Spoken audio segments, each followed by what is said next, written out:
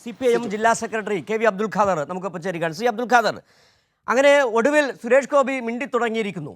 വാ തുറന്നത് തന്നെ അധിക്ഷേപിക്കാനാണ്.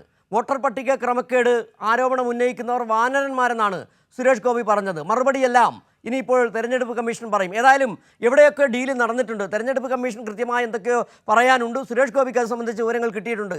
ആ മൗനം വെടിഞ്ഞുകൊണ്ട് വാ തുറന്നത് തെറി പറയാനും അധിക്ഷേപിക്കാനുമാണ് സുരേഷ് ഗോപി. അതെ, അദ്ദേഹം മറുപടി ഒന്നും പറയാനില്ലാത്തത് കൊണ്ട് മറ്റുള്ളവരെ ഭള്ളു വിളിച്ച് രക്ഷപ്പെടാൻ കഴിയും എന്നാണ് അദ്ദേഹം ശ്രമിക്കുന്നത്. പക്ഷെ അദ്ദേഹത്തെ കൂടുതൽ അപഹാസ്യനാക്കുകയാണ് ചെയ്തിട്ടുള്ളത്. ഇവിടെ ഉയർന്നു വന്നത് വസ്തുതാപരമായിട്ടുള്ള കാര്യങ്ങളാണ്, ആരോപണങ്ങളല്ല. രേഖകൾ ഉദ്ധരിച്ചുകൊണ്ടാണ് ഇടതുപക്ഷം ഇക്കാര്യത്തിൽ നമ്മുടെ നിലപാടുകൾ വ്യക്തമാക്കിയിട്ടുള്ളത്. ആ നിലപാടുകളെ സംബന്ധിച്ച് വസ്തുനിഷ്ഠമായി മറുപടി പറയാതെ ആരോപണം ഉന്നയിച്ചവർ വാനരന്മാരാണ് എന്ന് ടെലിവിഷൻ ക്യാമറകളുടെ മുന്നിൽ രണ്ട് വാക്ക് പറഞ്ഞു പോവുക, അതൊരു കേന്ദ്രമന്ത്രിക്ക് ചേർന്നതല്ല.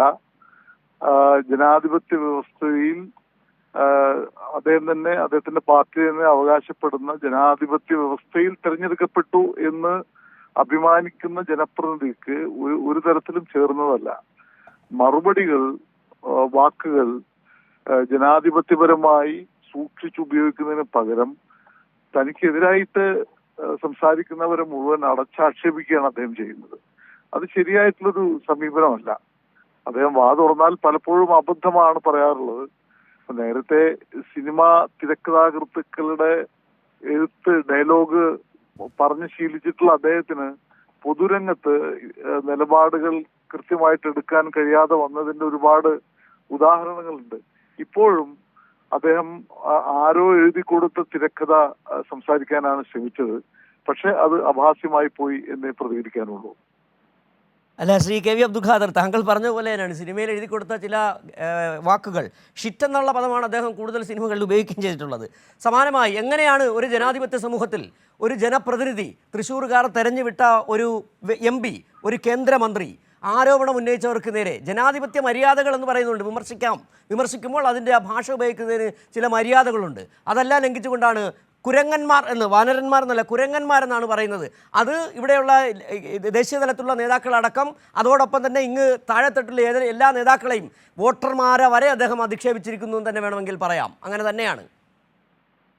അല്ല, മറുപടി പറയാൻ കഴിയാതെ വരുമ്പോ വാക്ക് മുട്ടുമ്പോ എന്തും വിളിച്ചു പറയുക എന്നുള്ള ഒരു സമീപനമാണ് അദ്ദേഹം സ്വീകരിച്ചിട്ടുള്ളത്. അത് എത്രമാത്രം ജനങ്ങൾ സ്വീകരിക്കുമെന്നുള്ളത് നമുക്ക് തീർച്ചയായിട്ടും അത് ബോധ്യമുള്ളൊരു കാര്യമാണ്.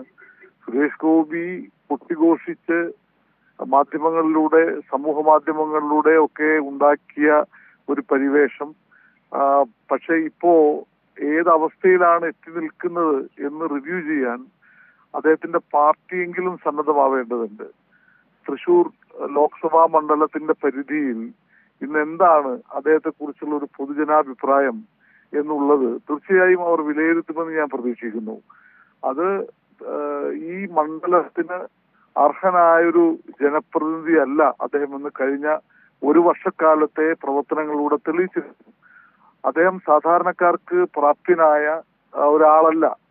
അദ്ദേഹം ഏതോ അന്തഃപുരങ്ങളിൽ തന്റെ എന്താ പറയാ ചിന്താപരവും നിലപാടുകളുടെയൊക്കെ ഒരു ദാർഷ്ട്യത്തിൽ അദ്ദേഹം ജീവിക്കുന്നു. ഏതോ ലോകത്ത് അദ്ദേഹം ജീവിക്കുന്നു. അതല്ലാതെ സാധാരണക്കാരന്റെ പ്രശ്നങ്ങളെ കുറിച്ചോ ഇവിടുത്തെ കർഷക തൊഴിലാളികളുടെയോ സാധാരണക്കാരുടെയോ ഒരു പ്രശ്നവും അദ്ദേഹത്തെ വേവലാതിപ്പെടുത്തുന്നില്ല. അതാണ് യാഥാർത്ഥ്യം. അത്തരത്തിൽ സ്വപ്നലോകത്തെ ബാലഭാസ്കറായി ജീവിക്കുന്ന ഒരാളെ ഈ മണ്ഡലത്തിന്റെ പ്രതിനിധിയായി വന്നതിൽ തീർച്ചയായും ഈ മണ്ഡലത്തിലെ മഹാഭൂരിപക്ഷം ആളുകൾ ഇപ്പൊ കുണ്ഠിതപ്പെടുന്നുണ്ട്. അപ്പോൾ അദ്ദേഹം എതിരാളികളെ വാനരന്മാരെന്നൊക്കെ വിളിച്ച് സ്വന്തം നിലവാരം വ്യക്തമാക്കട്ടെ എന്നല്ലാതെ മറ്റു കൂടുതൽ കാര്യങ്ങളൊന്നും ഇതേക്കുറിച്ച് പറയാനില്ല. ശരി, വളരെ നന്ദി ശ്രീ KV അബ്ദുൽ ഖാദർ.